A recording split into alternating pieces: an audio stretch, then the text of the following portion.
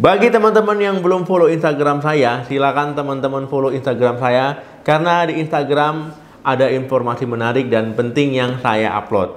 Dan untuk teman-teman yang belum follow akun Snack Video saya, silakan teman-teman follow karena akan saya upload terus informasi seputar kesehatan di akun Snack Video.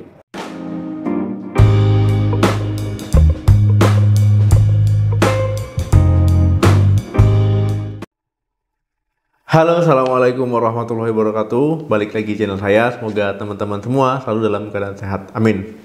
Teman-teman pernah mengalami bersin? Ya pasti pernah ya. Teman-teman mengalami bersin. Nah, jadi bersin ini seperti refleks ya, terjadi tiba-tiba. Nah, kemudian kalau seandainya teman-teman tidak jadi bersin, ya itu sangat tidak nyaman lagi ya bagi hidung teman-teman ya. Bisa agak perih. Ya bisa agak kurang nyaman, intinya seperti itu. Nah teman-teman ya, saat teman-teman hidungnya merasa gatal, nah itulah kadang teman-teman mengalami bersin. Jadi pada video kali ini kita akan membahas sering bersin, ini penyebabnya. Sebenarnya teman-teman ya, bersin itu ya karena mengalami iritasi di bagian hidung ataupun tenggorokan. Nah, jadi bisa dibilang bersin itu merupakan cara tubuh kita ya untuk membuang virus, membuang bakteri secara tiba-tiba yang ada di saluran pernapasan. Salah satu fungsi hidung kita adalah untuk menarik nafas ya, menarik nafas, kemudian juga melembabkan udara, menyaring kotoran-kotoran dalam udara tersebut. Nah, ini bisa saja terperangkap debu-debu, partikel-partikel itu di hidung ya, di selaput lendir, di lendir-lendir. Nah, ataupun ya di situ bisa ada virus, ada bakteri. Nah, kemudian ya selaput sendir yang merangkap kotoran tadi ataupun benda asing tadi bisa saja ya mengalami iritasi. Kemudian respon tubuh ya untuk mengeluarkannya itu adalah dengan cara bersin ya, kuat tiba-tiba. Nah, seperti itu. Jadi hasim. Nah, itu keluar semua ya. Jadi intinya bersin itu teman-teman lakukan ya, terjadi itu upaya tubuh untuk membersihkan diri dari partikel asing ya, baik debu, baik partikel-partikel lain, baik virus, bakteri dan sebagainya. Jadi ada beberapa faktor penyebab kenapa teman-teman mengalami bersin-bersin. Nah, yang pertama itu produk iritan. Nah, teman-teman bisa mengalami bersin-bersin jika terpapar produk iritan. Nah, maksudnya produk yang bisa membuat hidung teman-teman mengalami iritasi. Nah, produknya apa? Banyak ya. Misalkan debu organik, debu anorganik, pencemaran lingkungan, parfum, ya kemudian juga makanan pedas. Nah, ini biasanya sering ya ketika teman-teman mengkonsumsi makanan pedas itu bisa bersin. Misalkan ataupun teman-teman sedang di dapur, kemudian sedang memasak ya, biasanya masak memakai bumbu yang kuat ataupun memasak cabai, ya biasanya teman-teman bersin-bersin. Nah, seperti itu.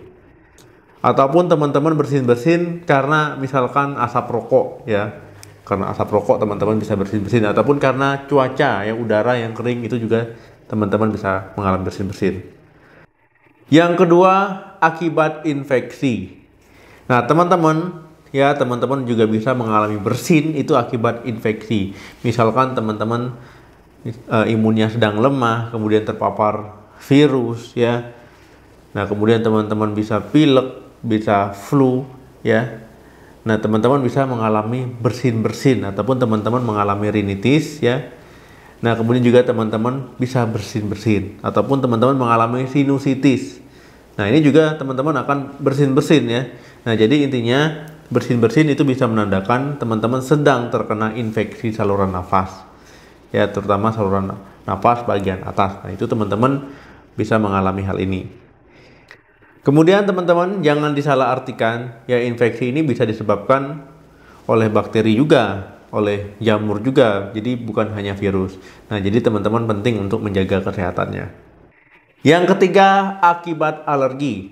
Nah, teman-teman ini paling sering ya, ketika alergi terhadap sesuatu itu teman-teman akan bersin-bersin. Nah, jadi bukan hanya karena tubuh ingin membuang bakteri ataupun virus saja ya, bersin-bersin, tapi akibat alergi itu juga bisa. Nah, teman-teman ya, alergi ini maksudnya gimana, Dok? Nah, maksudnya gini ya, ketika teman-teman terpapar sesuatu, ya benda asing ataupun organisme tertentu, nah kemudian tubuh mengenalinya sebagai ancaman, nah teman-teman ya akhirnya teman-teman akan bersin-bersin. Nah, karena tubuh, wah ini berbahaya nih untuk kita nih, nah kita keluarkan. Nah, jadi bersin itu adalah cara untuk mengeluarkan mikroorganisme ataupun benda asing tersebut. Nah, jadi itu merupakan proteksi tubuh terhadap yang dianggap berbahaya. Yang keempat, rangsangan langsung. Nah, ini paling sering ya. Rangsangan langsung itu teman-teman akan bersin juga. Misalkan teman-teman sedang memotong bulu hidung. Nah, ini bisa teman-teman akhirnya bersin. Nah, kemudian teman-teman sedang mencabut bulu hidung. Nah, ini juga bisa mengakibatkan bersin-bersin.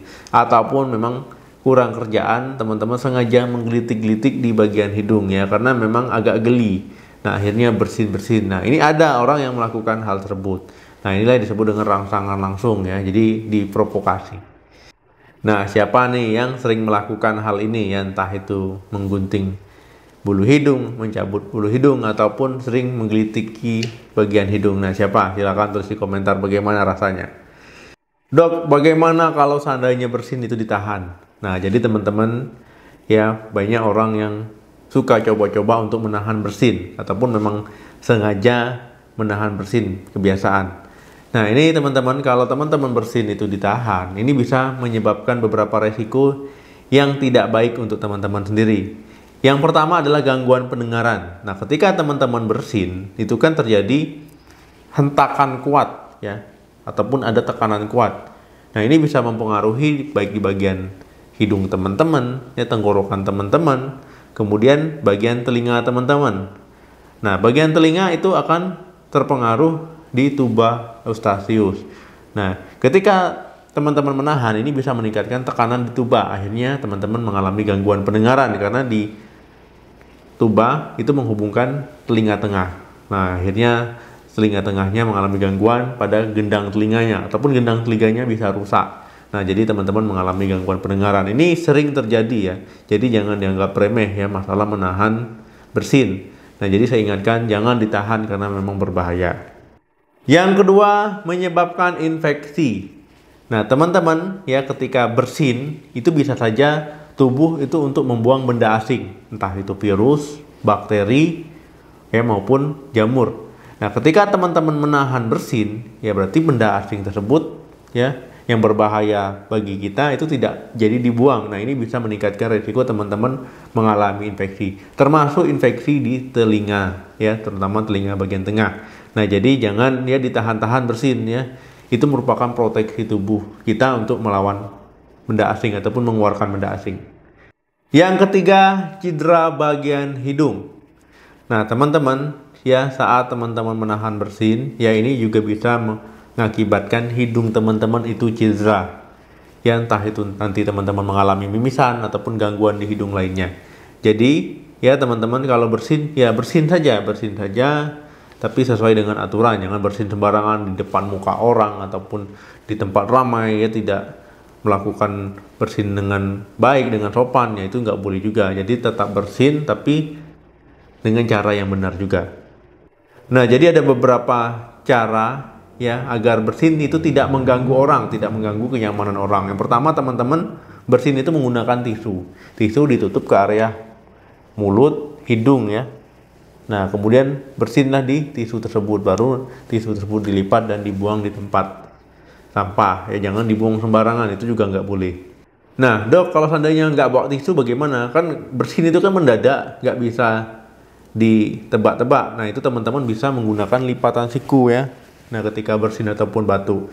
Nah, jadi nggak nyemprot kemana-mana. Nah, ini juga teman-teman harus hati-hati ya. Ketika mau bersin malah ke muka orang, ya itu nggak boleh. Ya pakai lipatan siku. Dok, kalau bersinnya pakai tangan gimana? Itu nggak boleh juga. Nanti ketika teman-teman bersin menggunakan tangan, ya tangan teman-teman kotor megang kemana-mana. Nah, ini juga nggak boleh. Jadi pakai lipatan siku.